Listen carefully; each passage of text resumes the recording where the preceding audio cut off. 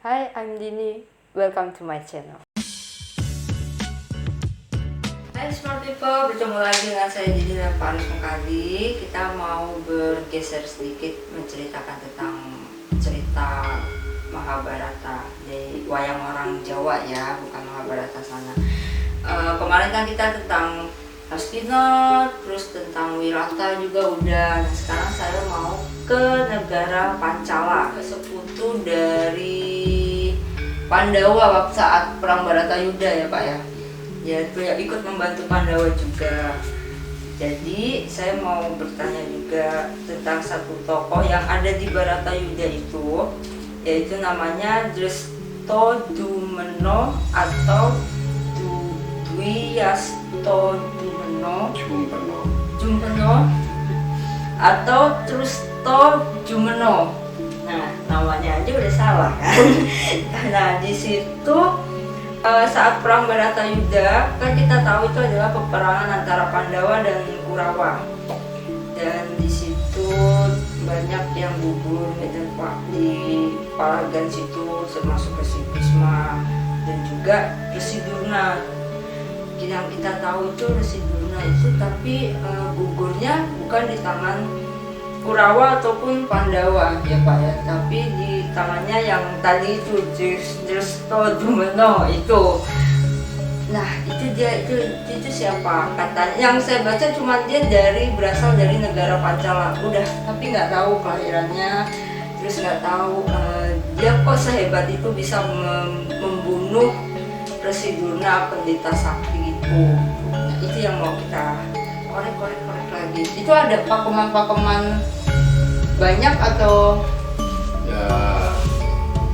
Kalau menceritakan Mahabharata atau disebut Baratayuda, itu Mahabharata dengan Baratayuda itu beda pakemnya.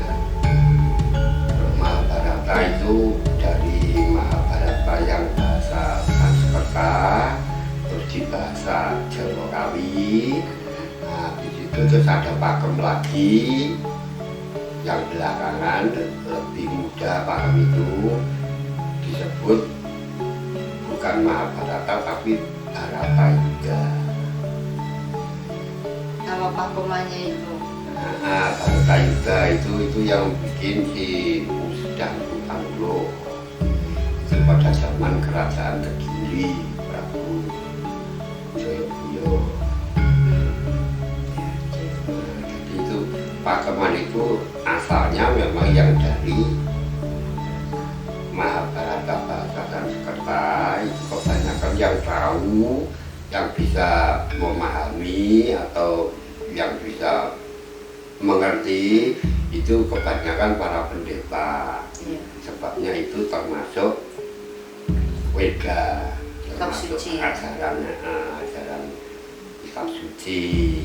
Nah, terus sampai di sini itu dibuat bahasa Jawa Kawi. Nah, Jawa Kawi ya, Jawa Kawi itu yang beredar di Nusantara ini, di Jawa ini itu banyak diketahui. Jadi bukan hanya Brahmana, tapi semua lapisan masyarakat itu bisa tahu, bisa membaca. Nah, terus pada zaman Kediri Prabu Jayabhuya itu punya guru atau sahabat atau punya orang pandai lah, itu yang namanya Musda Pangulo. Itu mengarang cerita Mahabharata, perang Mahabharata itu dijadikan perang Baratayuda. Nah, itu terus mengumpamakan perang Baratayuda itu terjadi di tanah Jawa. Jadi itu gambaran dari Prabu Jayabhuya yang berperang dengan saudara tuanya. Jadi dari Kediri merangi Raja Jemolo. Nah, itu perangnya Jayabhuya itu terus disesuaikan dengan kitab Mahabharata. Terus dia membangun yang namanya Baratayuda. Itu ceritanya itu yang pengobatan aja. Bapak Tanah Jawi itu belakang sekali. Bukan. Soalnya kan yang itu juga menceritakan tentang itu juga kan. Iya, ya itu Bapak Tanah Jawi itu bisa di pengetahuannya bisa dari Bharata Yuda, juga bisa dari Mahabharata bahasa Jawa kuno. Itu. Berarti dia maksudnya 11-12 sama hampir sama Bapak Tanah Jawi itu Pak Bharata Yuda. Maksudnya cara dia membuat kitabnya itu berdasarkan seperti itu. Ya, berdasarkan cerita-cerita kunonya toh. Cerita kunonya itu kalau Bapak Tanah Jawi itu kan babat yang sudah Mahabharata yang sudah di bahasa Jawa kuno. Kemudian ada Bharatayuda, ada dua toh modelnya itu. Iya. Nah itu terus ditulis dari pengetahuan itu ditulis lagi dinamakan Bapak Tanah Jawi. Oh, jadi Bapak Tanah Jawi malah ngambil dari itu. Nah iya, itu. pengetahuannya dari itu. Jadi urutannya dijadikan bukunya itu dari Mahabharata, terus Mahabharata basa Jawa kuno, kemudian terus jauh ini beredar sudah bisa diketahui orang banyak, tidak hanya pemerintah yang tahu. Terus pada saat Prabu Jayabaya itu ada orang yang namanya Dampu Panglo. Nah itu ya dekat dengan Prabu Jayabaya sehingga menuliskan cerita Bharatayuda.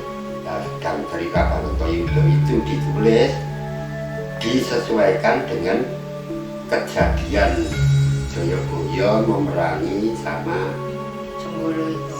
saudara tuanya yang Cemburu itu. Oke, sekarang. Ya. Nah, terus dia ada suatu menung. Nah itu mengambil dari tiga itu. Ya termasuk kayak Bapak Tanah Jawi apa itu. Tapi kalau Bapak Tanah Jawi kan nggak detail kayak kalau Bharata atau itu. Yang Bapak Tanah Jawi itu kan menunjukkan bahwa Mahabharata itu sudah dijawakan. Ya, tadinya dari dewa Hindu itu si Brahma. Nah ini di sini sudah dewa paling tingginya itu Coro Karangkulu. Berarti yang sama itu namanya Bapak Tanah Jawi itu. Iya. Kalau udah bercorong dulu ya. Iya yang si Bapak Tanah Jawi itu juga mengambilnya dari Bharatayuda. Iya. Jaya Binangun itu atau Mahabharata dari itu. So, Iya. itu menurutnya. Oh, bukan ceritanya ya. Iya, dia siapa sebenarnya? Drestadyumna itu adalah putra dari Prabu Drupada. Berarti dia adiknya apa kakaknya Srikandi? Nah, kalau putra Drupada itu ada 3 toh. Si Pati. Drupadi, terus Drestadyumna, terus si Srikandi. Nah itu kalau pakem sudah pakem di sini. Jawa. Di Jawa. Pakem di Jawa sini sudah yang paling tua itu Drupadi. Kemudian adiknya itu si Srikandi. Oh. Nah, Drupadi, Srikandi, terus Drestadyumna itu lagi. Itu kalau pakem sini. Nah kalau pakem sebelum yang pakem ini, pakem yang lebih tua lagi, itu yang pertama seperti di Mahabharata itu yang pertama lahir adalah si Drestadyumna. Drestadyumna itu pertama, terus keduanya si Drupadi, terus Srikandi. Itu ada yang Srikandi paling tua. Srikandi itu ada yang paling tua, itu mengambil yang dari Mahabharata. India sana. Dia Oh, pertama ya dia di sini. Ya. Ada juga yang mengatakan itu kembarannya Drupadi, kembar gitu, kembar Ya, Dampit. maksudnya kembar Dampit ya. Hmm. Bule itu sebenarnya bukan lahir dari seorang ibu, tapi dia itu dilahirkan di dalam api sesaji. Oh, di Sundemenu juga di situ. Ya, Nah, kalau Drupadi Srikandi, doang. Srikandi itu lahir dari ibunya. Ah, Nah, jadi beda ibu itu. iya sih, beda ini. Nah, cuman ditempatkannya itu kalau Mahabharata itu Srikandinya itu yang Pertama. kedua, kemudian Drona, kemudian Drupadi kan.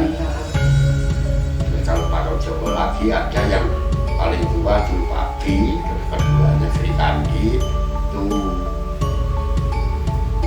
Oke, ini mau ceritain yang mana nih dia? Ya, anu aja lah, kita pakai pakem perjalanan atau pakem yang sarangan atau pakem yang biasa digunakan di pagelaran wayang Purwo maupun pagelaran wayang Wong. Iya. Itu aja. Ya, kita mulai aja dari silsilahnya ya. Silsilahnya agar bisa diurutkan ceritanya, kisahnya si Trusdo Jumeno itu. Atau Biaso Jumeno.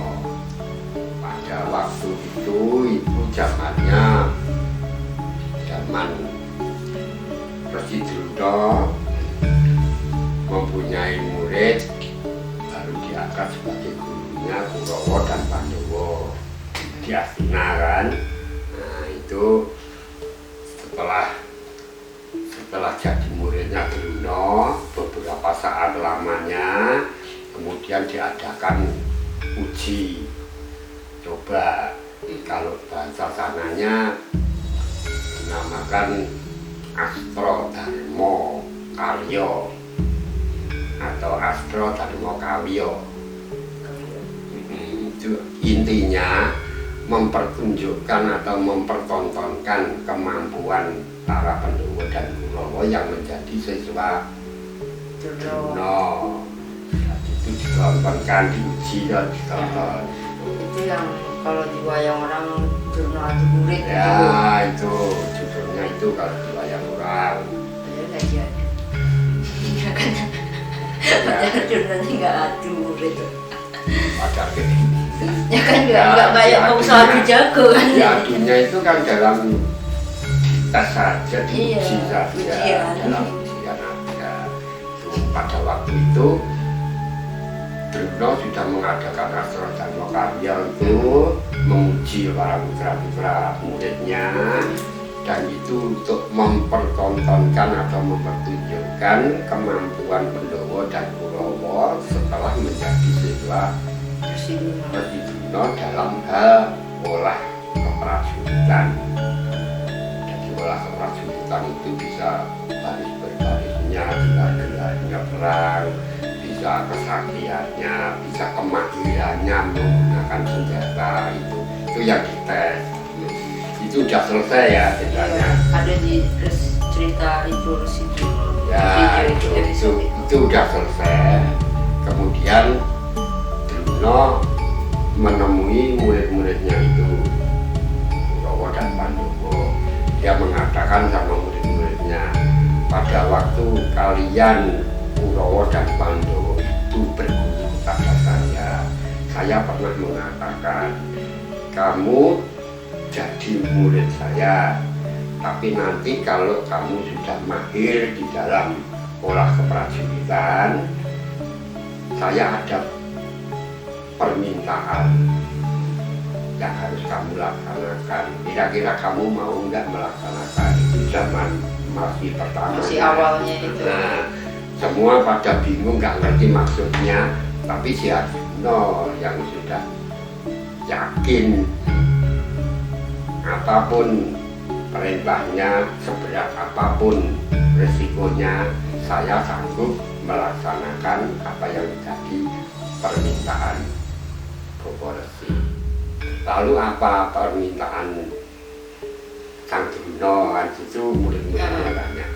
Druna bilang, yaitu yang saya harap kalau kamu sudah mahir olah senjata, olah keprajuritan, saya minta supaya kamu mau mengalahkan atau mengikat Drupada, Raja Pancolo itu. Nah, dalam ceritanya dia kok minta itu, sebabnya apa? Sebab saya menaruh dendam, saya dipermalukan dulu. Nah, mudanya Drupada namanya kan Sucitra, kan sudah diceritakan Sucitra pada waktu jadi raja. Druna itu ingin berkunjung, tapi sampai di sana si Druna itu tidak diterima dengan baik, itu malah dipermalukan dengan kata-kata bahwa kamu jangan mengada-ada, masa saya bersahabat dengan kamu seorang pendeta kere gitu ya, pendeta yang melarat, dan saya adalah raja yang berwibawa, raja besar. Ya nggak mungkin kalau itu, kalau tidak seimbang seorang raja besar itu seimbang kedudukannya atau kekuasaannya, itu yang nggak mungkin jadi sahabat. Bodoh itu sadar, maksudnya sadar nggak sih ngomong itu sengaja apa? Ya itu karena dia silau dengan kedudukannya. Kan dia diambil menantu sama raja Pancolo itu. Nah, ya gimana pun dia kan merasa lebih berwibawa daripada dulunya.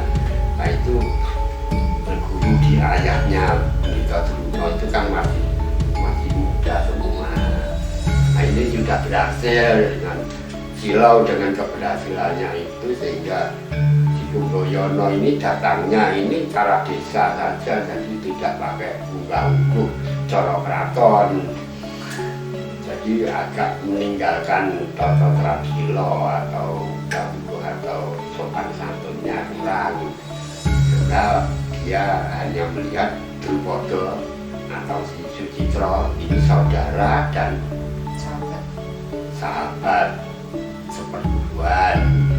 Ini ngomongnya agak kasar, manggilnya saja bukan Sinuwun, bukan Sang Prabu, tapi Citra. Nah gitu. Dan Citra, waduh kamu sudah jadi raja ya gitu. Nah ini si Citra kan tersinggung, di sini ada istrinya yang mengangkat dia jadi raja, itu kan kerajaannya dari istrinya. Nah itu dia nggak mau terima gitu. Saya sangat sama kan kamu, sampai dikatakan yang menyakitkan gitu, menyakitkan hati, sampai dengan dipermalukan begitu ya, sampai dengan diajar kalau wayang orang kan mengeluarkan Gondowono. Nah itu sampai diajar, sampai jadi wajahnya rusak, itu yang karena diajar itu, karena dipermalukan itu. Tapi kalau dapat yang Mahabharata yang dari Adi Purwo itu bukan Gondowono yang jadi kekuatan Pancolo, Setyajid gitu. Namanya sama dengan Udrasita. Tapi bukan. Nah itu, dari itulah saya merasa dendam dengan Drupada. Maka dari itu sekarang saya akan menunjukkan bahwa saya juga sakti. Jadi saya ingin murid-muridku bisa mengalahkan Drupada. Maka dari itu saya minta supaya kamu menyerang Pancolo, mengikat Drupada, hadapkan kepada saya. Sanggup semua Kurawa, sudah mahir semua, sanggup berangkat. Kurawa Pandowo berangkat, karena sampai di perjalanan sebelum masuk Pancolo itu si Kurawa ini dasarnya orang iri ya, nggak mau kalau bersama-sama terus menggepur Drupada. Kemudian kalau dapat kemenangan itu hanya sedikit pahalanya gitulah. Nah ini kita bagi saja, yang perang saya duluan, Kurawa duluan. Nah, kamu nggak usah ikut-ikut perang, kamu sorak-sorak saja dari kejauhan gitu. Nah, nanti kalau sudah dapat berhasil nanti diserahkan bersama ke karena tapi kan dia yang itu Teori. ya udah itu manut saja ya sudah, kalau maunya begitu ya monggo lah. Sampai dengan berangkat bener sampai di Pancolo, ketemu sama Raja Pancolo itu pondok, perang dengan prajuritnya Kurawa dengan prajuritnya Pancolo, perang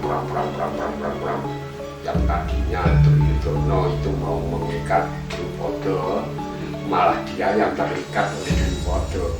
Terus setelah Kurawa itu dikalahkan lah, istilahnya diikat sendiri oleh Drupada dan pasukannya, Pandhawa yang tadinya keplok-keplok ngeplok isi Kurawa, mendukung Kurawa perang itu, lihat begitu kasihan kan sama itu.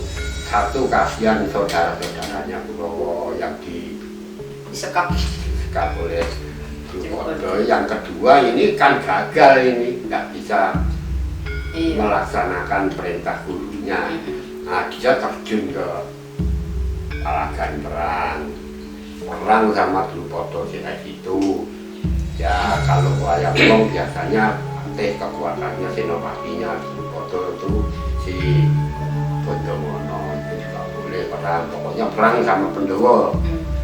Nah akhirnya Pada bisa dikalahkan oleh Arjuna. Jadi dengan adu panah gitu, panah keretanya Drupada itu hancur oleh panahnya Arjuna, tindakannya Arjuna. Drupada pingsan, tangkap oleh si Arjuna, diikat. Nah terus itu Kurawa dilepaskan, terus si Pandhawa ngumpul di situ membawa Drupada ini ke hadapan Drona.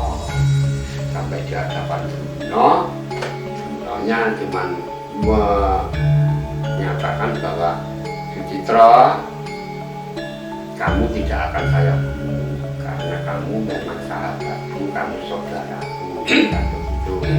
Hanya kamu pernah menyakiti hati saya. Saya mengaku saudara dan sahabat setulus hati, tapi kamu sudah merasa tinggi hati jadi raja sehingga gak mau mengaku persahabatan kita.